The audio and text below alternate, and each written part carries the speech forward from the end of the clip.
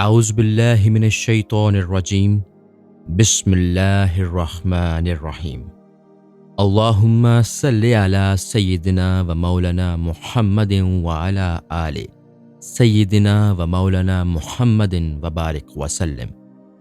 باب نمبر 96۔ حضرت ابو العباس السیاروی رحمۃ اللہ علیہ کے حالات و مناقب۔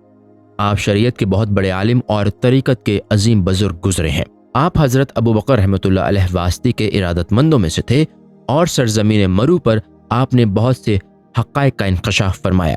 حالات: آپ کو اپنے والد کی میراث میں بہت زیادہ مال و اسباب ملا تھا، لیکن سب کچھ راہ مولا میں لٹا دیا، اور حضور اکرم صلی اللہ علیہ وسلم کا منہ مبارک جو آپ کے پاس تھا اس کی برکت سے آپ کو بیت و توبہ کی توفیق نصیب ہوئی، اور ایسے مراتب تک پہنچے کہ امام حنفی کے نام سے مشہور ہوئے، اور صوفیاء کرام اس گروہ کو طائفہ سیارگان کے نام سے موصوف کرتے ہیں۔ ایک دن آپ اخروٹ خریدنے ایک دکان پر پہنچے اور اس کو اخروٹ کی رقم دے دی۔ دکاندار نے اپنے ملازم سے کہا، آپ کو بہت نفیس اخروٹ چھانٹ کر دے دو۔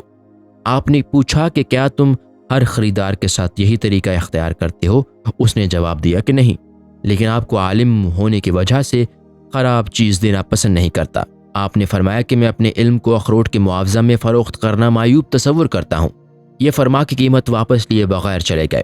لوگ آپ کو جبریہ فرقہ کا فرد کہتے ہیں، کیونکہ آپ کا قول یہ تھا کہ لوح محفوظ میں تحریر شدہ شے کو بندہ ترک نہیں کر سکتا اور مقدرات کے خلاف کچھ بھی نہیں کر سکتا۔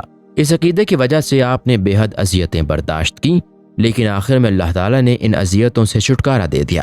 ارشادات: جب دانشوروں نے آپ سے پوچھا کہ آپ کو رزق کہاں سے مہیا ہوتا ہے، فرمایا کہ اس کے یہاں سے جو بلا سبب اپنی مرضی کے مطابق لوگوں کے رزق میں تنگی و فراخی کرتا ہے۔ پھر فرمایا کہ لالچ کی تاریکی نور مشاہدہ کے لیے حجاب بن جاتی ہے۔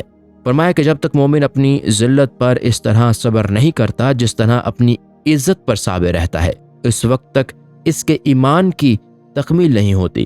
فرمایا کہ سچے لوگوں کی زبان پر اللہ تعالیٰ علم و حکمت کا اجرا کر دیتا ہے۔ فرمایا کہ انبیاء کو خطرات، اولیاء کو وساوس، عوام کو انکار اور اشاق کے لیے عزائم ہوا کرتے ہیں۔ فرمایا کہ جس پر خدا کی مہربانی ہوتی ہے اس پر لوگ بھی مہربان رہتے ہیں، لیکن جس پر قہر نازل ہوتا ہے لوگ بھی اس سے دور بھاگ جاتے ہیں۔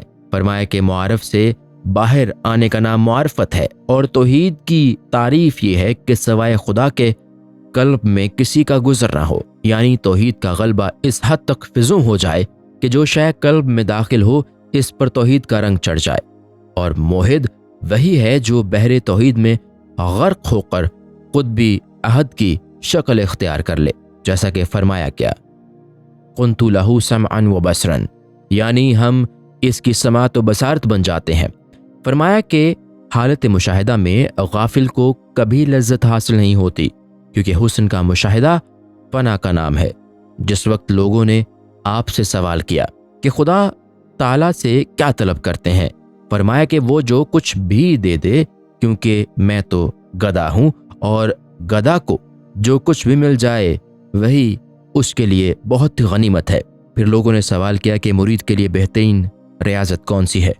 فرمایا کہ شریعت کے احکام پر صبر، ممنوع اشیاء سے احتراز اور صارفین کی محبت افضل ترین ریاضتیں ہیں۔ فرمایا کہ عطا کی 2 قسمیں ہیں، اول کرامت، دوم استدراج۔ کرامت تو یہ ہے جو تمہارے لیے قابل ہو، اور استدراج سے جو خوشی تمہاری طرف رد کر دی جائے۔ پھر فرمایا کہ اگر تلاوت قرآن سے بدو نماز کا جواز ہو سکتا ہے تو یہ شعر مکمل طور پر صادق آتا ہے: لا تمنا علی الزمان مجالن ان جرا فی الحیات طلت الحرا۔ میری ایک زمانہ سے یہ تمنا رہی ہے کہ کاش میں اپنی حیات میں کسی مرد آزاد کو دیکھ سکتا۔ وفات: انتقال کے وقت آپ نے یہ وصیت فرمائی کہ وفات کے بعد میرے منہ میں حضور اکرم صلی اللہ علیہ وسلم کا منہ مبارک رکھ دیا جائے۔ چنانچہ پس مرگ آپ کی وصیت پر عمل کر دیا گیا۔ آپ کا مزار مرو میں ہے اور آج تک تکمیل حاجات کے لیے مرجع حلائق بنا ہوا ہے۔ انا للہ و انا الیہ راجعون وما توفیق الا باللہ۔ ختم شد۔ السلام علیکم۔ پوری کتاب دیکھنے کے لیے ہمارے YouTube چینل صوفی سما کی پلے لسٹ میں جائیں۔ یہاں آپ کو مختلف بزرگوں کی کتابیں ملیں گی، اور جو کتاب پوری نہ ہوئی اس پر کام تیزی سے ہو رہا ہے اور ریگولر بیسس پر اپلوڈ ہوتی رہتی ہیں۔ آپ سے گزارش ہے کہ آپ ہمارے یوٹیوب چینل کو سبسکرائب کر لیں اور بیل نوٹیفیکیشن پر کلک کر لیں تاکہ ہماری آنے والی کتابیں آپ کو ملتی رہیں۔ جزاک اللہ خیر۔